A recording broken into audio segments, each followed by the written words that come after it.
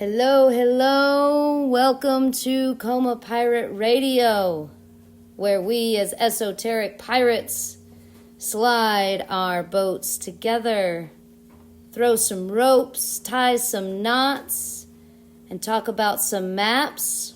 It is Christmas morning, and I am here with Chelle at Coma. This is story time with me. We will be diving into the Grinch for Christmas.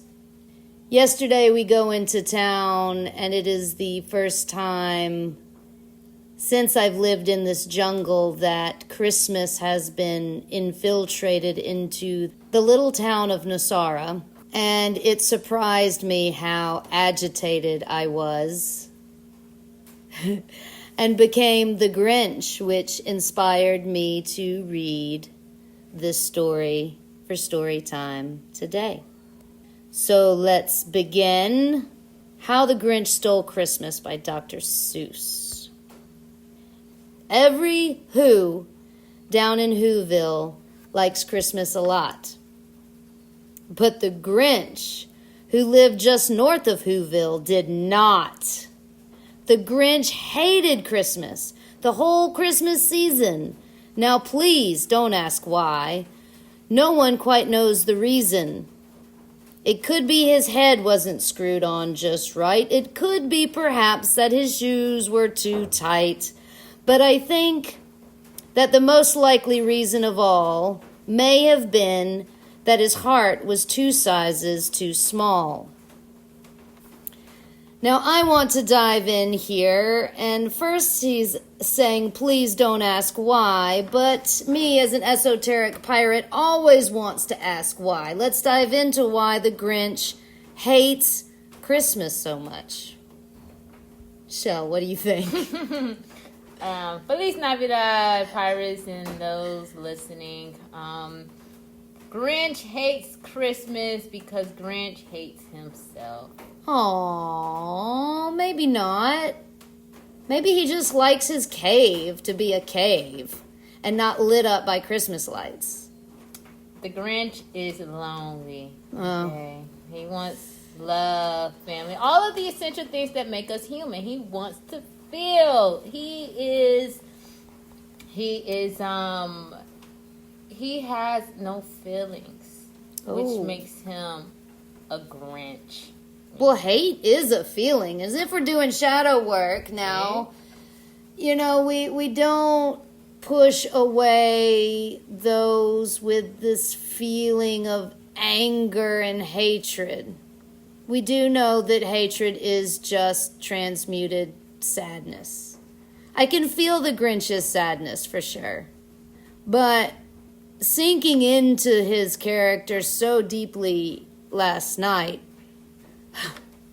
he just wants to live in his cave in peace and quiet and no lights. Let's move on.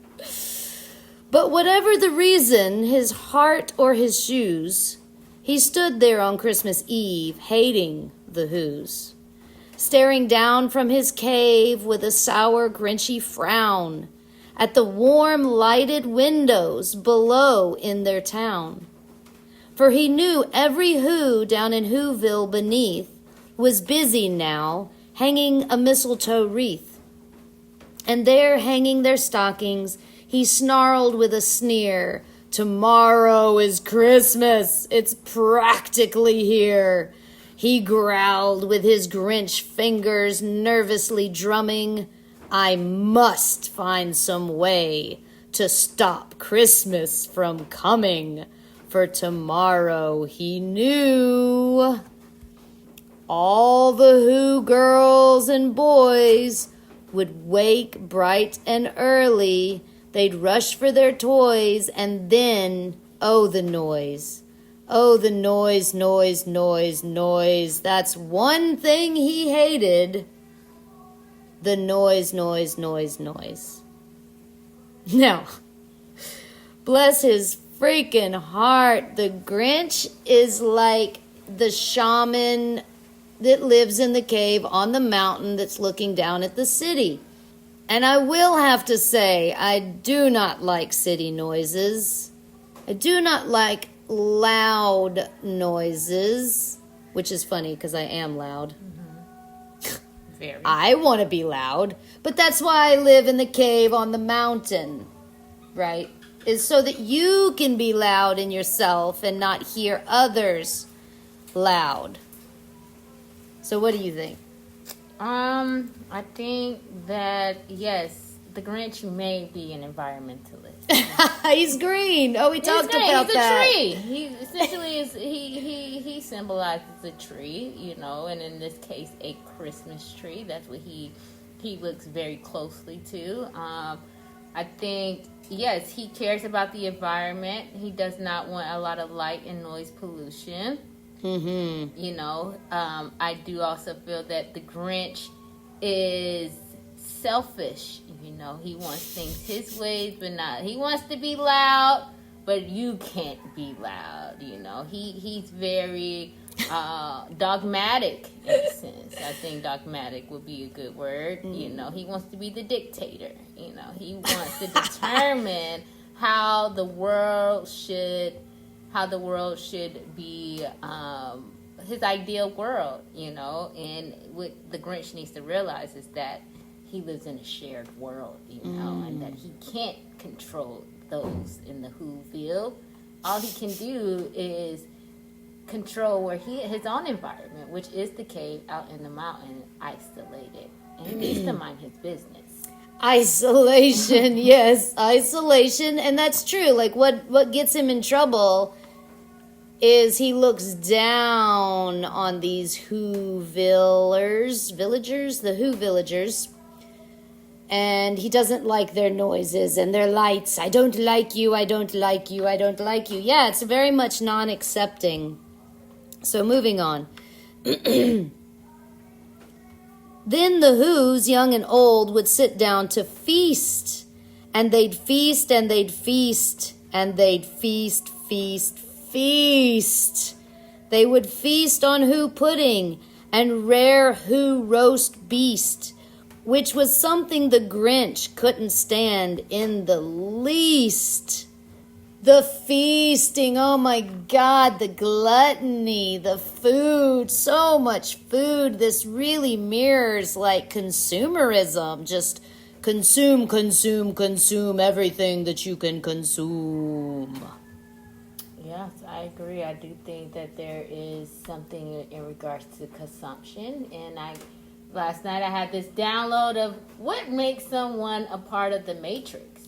And for me, I came to this theory that it's the consumption that makes people that binds them to the Matrix. It's the need to consume. They need to have something in it. So they seek things to consume them, and in total it ends up being the Matrix, you know, that they end up consuming because they need all of these things outside of them to feel important. And if they're not consuming what's externally outside of them, then they have to create a world for themselves. They have to then get their own food. They then have to preserve. They then have to be mindful about what they're consuming, which the people in Whoville are, you know, they are indoctrinated, you know, in the sense of this idea of Christmas, which is made up and make-believe. You know, this is not something we're born into Christmas holiday. No, that is just a construct that they need to consume.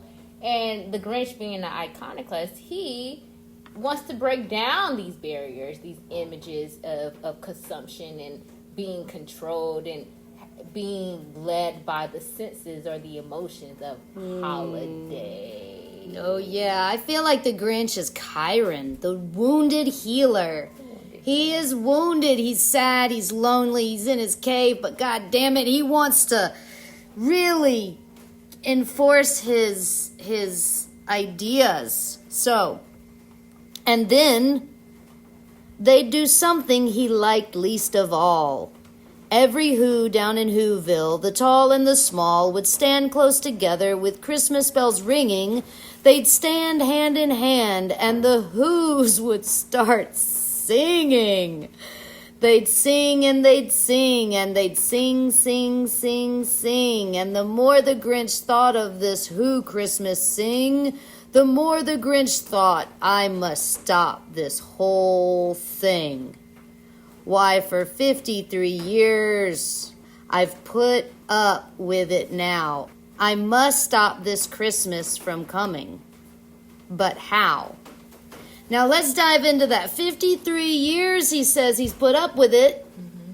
That's more than half a lifetime. See? There's got to be a stop. Now I granted, I like singing. maybe we've tapped into that at this point, the singing really makes him feel secluded. And alone because he wants to sing with them. But he's put up with it for so long, there has to be a stop at some point, right? Does it have to be a stop? I think a lot of it has to go into why are we trying to stop something? Why can't the Grinch just observe? Well, he did for 53 years. Yeah, but then why is he so emotionally involved into how other people live their lives? Why is the Grinch feel like he needs to be the savior of something that isn't causing him harm? And if it is causing him harm, what is the outcome of his service? What he's trying to do? What is his goal for this? Is it to create a better world? Or is he just wanting to be in control of the world? Does he want to take over the world, or does he want to create a new world? Right. Or does he just want his own space? Which he does. He lives in the mountain, isolated from everybody. So right. What more does he want? Is a seeking something maybe in him is scarce that he wants, and he's looking to find it. And he doesn't know where to go to find this thing, which is really his inside. His heart. His heart. He's looking for his heart. He's looking to love. He has the absence of love, in his body. And he wants to fulfill that. And he thinks the best way to fulfill this is by being overly passionate about an opposing cause. Absolutely. Absolutely. Then he got an idea.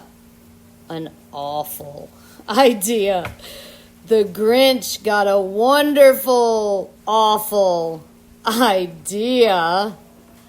I know just what to do, the Grinch laughed in his throat, and he made a quick Santa Claus hat and coat.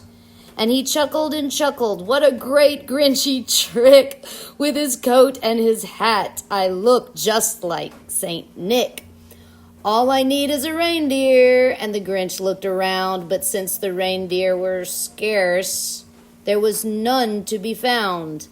Did that stop the old Grinch? Oh, no. The Grinch simply said, if I can't find a reindeer, I'll make one instead. So he called his dog Max. Then he took some red thread and he tied a big horn on top of his head.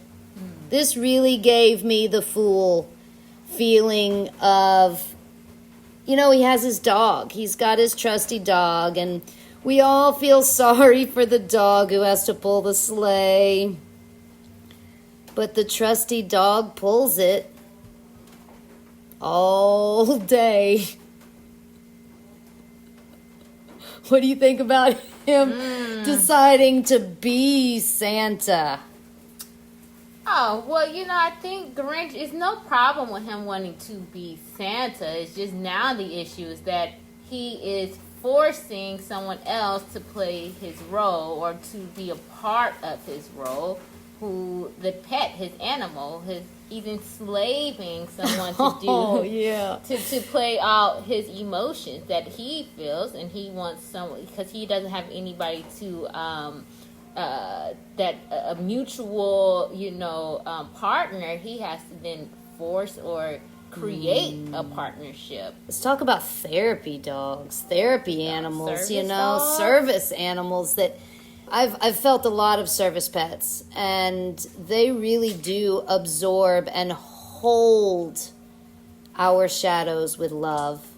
And this little dog, I swear to God, with the horn on his head, he's so valiantly pulled the sled. For real. Then he loaded some bags and some old empty sacks on a ramshackle sleigh, and he hitched up old Max. I love that his name is Max. Yeah, super cute. Mad Max. Oh, he's so cute. Then the Grinch said, "Giddy up," and the sleigh started down towards the homes where the Who's lay a snooze in their town. Ooh, he does it at night. Like a robber. A thief in the night. A thief in the night, and their windows were dark. Quiet snow filled the air, and the Who's were all dreaming sweet dreams without care. When he came to the first little house on the square, "This is stop number 1, and the old Grinchy claws hissed, and he climbed to the roof, empty bags in his fist. Then he slid down the chimney, a rather tight pinch. As a pirate, we need the lube to get through the tight spots. But if Santa could do it, then so could the Grinch. He got stuck only once for a moment or two. Then he stuck his head out of the fireplace flue, where the little Who stockings all hung in a row. These stockings, he grinned, are the first things to go. Stinky old socks. Whoever thought to put stinky old socks on a fireplace? Then he slithered and slunk with a smile most unpleasant around the whole room, and he took every present. Pop guns and bicycles, roller skates and drums, checkerboards, tricycles, popcorns and plums. And he stuffed them in bags. Then the Grinch very nimbly stuffed all the bags one by one up the chimney. The thief in the night. The thief in the night. Come like a thief in the night. And he takes everything. He takes everything. He slunk to the icebox. He took the Who's feast. He took the Who pudding. He took the roast beast. He cleaned out that icebox as quick as a flash. Why, that Grinch even took their last can of Who hash. Which is disgusting anyway. You know, I used to love hash. I never had hash before. Oh my God, hash brown and like corned beef hash is what they called it. Oh, I thought you In were a talking can. about the weed hash. I thought you were talking about the weed hash. I didn't know you were talking about... Dr. Seuss is not talking about Who hash, the weed green hash, but he definitely took that too. That was on the bedside table. Oh, That's Grinch. great. Oh my God. Then he stuffed all the food up the chimney with glee, and now, grinned the Grinch, I will stuff up the tree. And the Grinch grabbed the tree and he started to shove when he heard a small sound, like the coo of a dove. I had to stop here with the dove. The dove, the symbol of the Holy Spirit. He turned around fast and he saw a small Who. Little Cindy Lou who was not more than 2. The Grinch had been caught by this tiny Who daughter who'd got out of bed for a cup of cold water. She stared at the Grinch and said, "Santa Claus, why? Why are you taking our Christmas tree? Why?" Oh, the feels. The feels are reals. But you know that the old Grinch was so smart and so slick. He thought up a lie and he thought it up quick. "Why, my sweet little tot," the fake Santa Claus lied, "there's a light on this tree that won't light on one side. So I'm taking it home to my workshop, my dear. I'll fix it up there. Then I'll bring it back here." And his fib fooled the child. Then he patted her head, and he got her a drink and sent her to bed. And when Cindy Lou Who went to bed with her cup, he went to the chimney and stuffed the tree up. The lie. The lie to the child. To the child. The inner child. I feel like this is a lot of representation of the inner child because, you know, if you look at the cinematography version, you know, going back when they had the flashback, the Grinch became the Grinch when he was a little kid. That's what triggered it. He was, I believe, abandoned or something when he was a child. They showed the kid version of him and you know how the origin story, the villain origin story, and he was a child when he decided to be disgusted by Christmas. And I think him, Cindy Lou she comes in as the inner child, you know, to remind him of the heart and to remind him of that softness, that mirror, because now he has grown to be this meanie, this thief, this robber. He's a pirate. He is a pirate. He's a pirate. And I definitely want to point out too that there's a reason. There is always something that pushes a pirate out to sea. There's always that travesty that's like, enough is enough. I'm not taking it anymore. I'm going to get on my ship, sail away, and handle it no more, for sure. And you do feel Cindy Lou here at this point of the story. Like, why are you going to lie to me? Why are you lying? Why are you lying? Why are you stealing from me? I'm just a little kid. Yeah, right? I don't know better. Right? Why are you stealing it? Could it possibly be for your own good? Then the last thing he took was the log for the fire. Then he went up the chimney himself, the old liar. On their walls he left nothing but hooks and some wire. And the one speck of food that he left in the house was a crumb that was even too small for a mouse. Then he did the same thing to the other whose houses, leaving crumbs much too small for the other who mouses. It was 15:15 dawn, all the who's still in bed, all the who's still a snooze when he packed up his sled, packed it up with their presents, the ribbons, the wrappings, the tags and the tinsels, the trimmings and the trappings.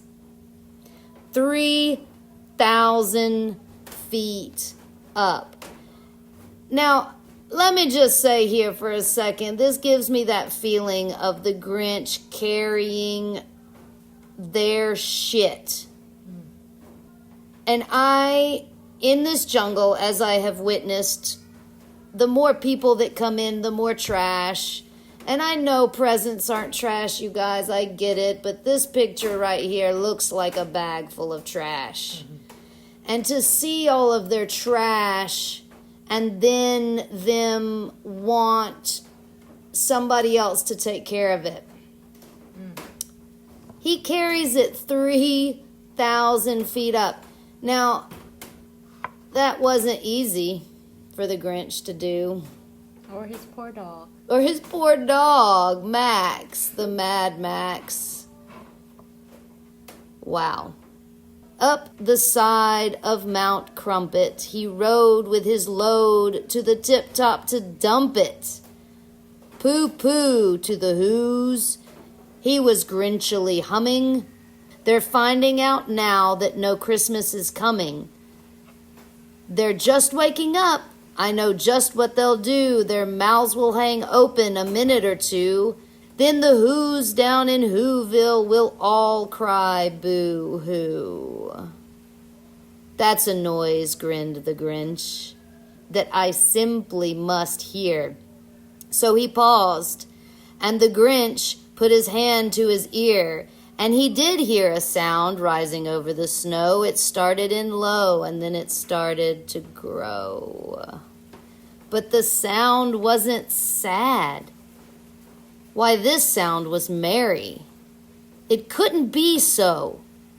but it was merry, very. He stared down at Whoville. The Grinch popped his eyes. Then he shook. What he saw was a shocking surprise. Every Who down in Whoville, the tall and the small, was singing without any presents at all. Now let's talk about that for a second. Give your thoughts. Oh gosh, you take it all away,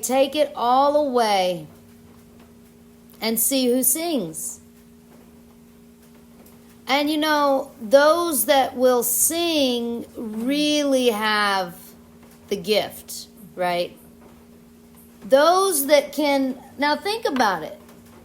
If all of your shit was just stolen, everything in your house was taken from you, everything you know has been stolen in the night, are you going to sing in the morning? Are you going to sing every night? Oh my God, I love Dr. Seuss. He always gets me thinking. I'm gonna sing in the night. I mean, you know, honest feelings, I probably would cry, you know. Boo-hoo. Probably would cry.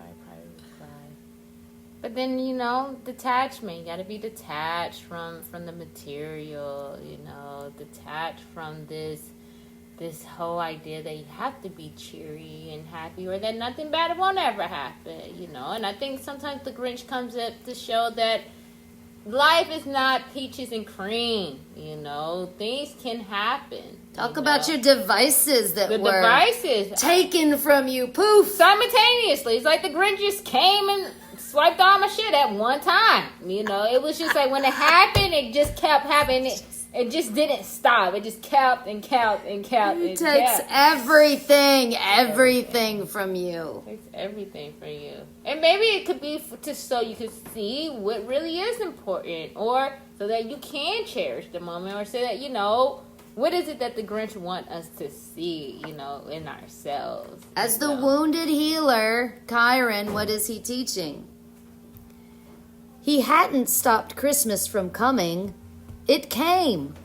Somehow or other, it came just the same. And the Grinch, with his Grinch feet ice cold in the snow, stood puzzling and puzzling. How could it be so? It came without ribbons, it came without tags, it came without packages, boxes, or bags. And he puzzled 3 hours. There's the 3. Till his puzzler was sore. Then the Grinch thought of something he hadn't before. Maybe Christmas, he thought, doesn't come from a store. Maybe Christmas, perhaps, means a little bit more. Now, as the Grinch is learning this, so is the collective consciousness. Christmas doesn't come from a store.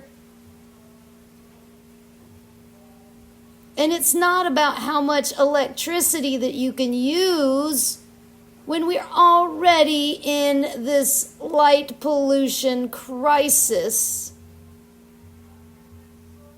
Oh my God.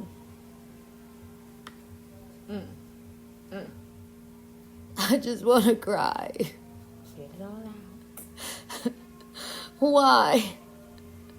Why can't they just see Christmas as beautiful? Why can't they keep the wild wild and the cities and keep it separate?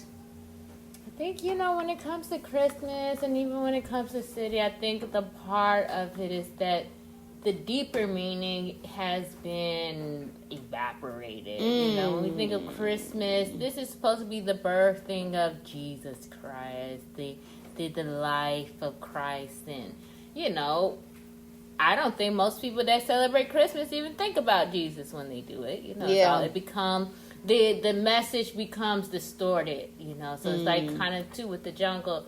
People come out here and they see the beauty, they see the presents, they see the Christmas tree. The glamour. They see the glamour. They see The beaches. They see all of that, but then they forget the deeper meaning of the jungle, which is that the jungle is the teacher, you know, and it is to connect us back to our holiness, in a sense, back to our nature, back to the cave, the womb, the birthing, that's what it connects us back to.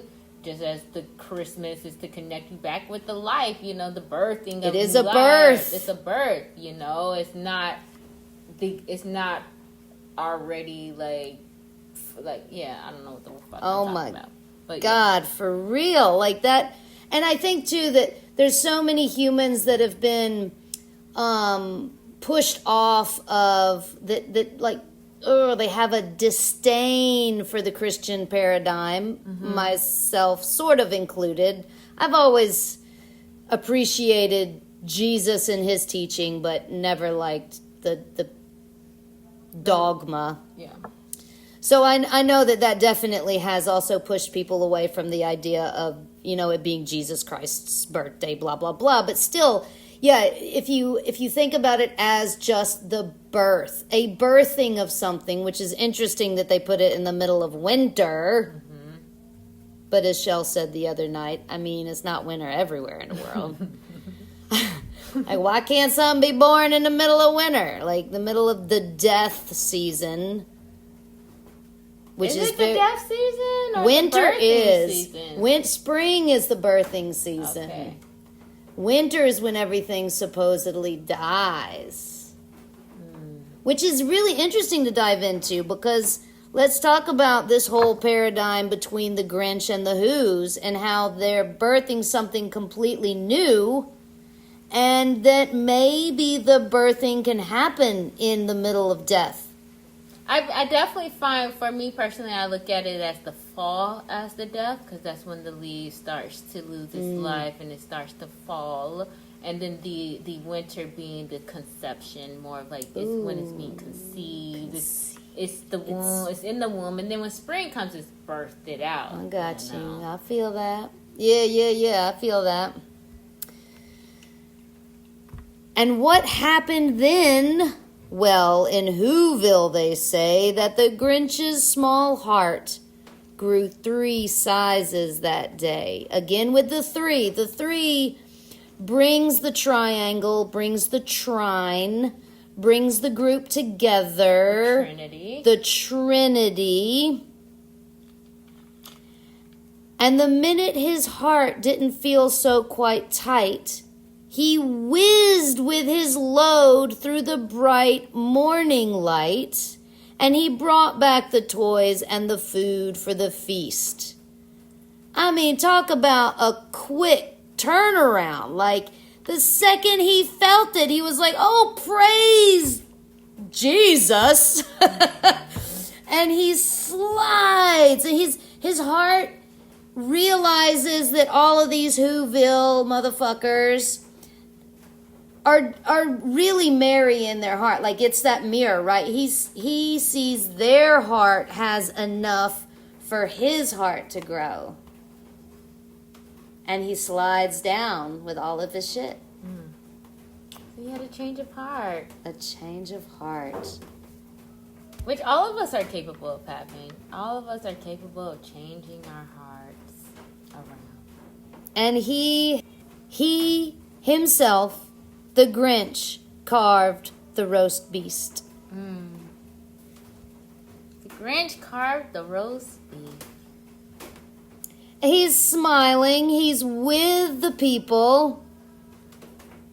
Really and truly, you have the shaman, Chiron, the wounded healer, healing and then coming back to the people. It's a beautiful story. It is a beautiful story. It's healing our heart chakra. Healing the heart chakra. Yeah, the green, healing the heart chakra. And I really do feel like bringing balance between wild places and cities so that the cities don't consume the wild places. The Grinch is really able to teach the people.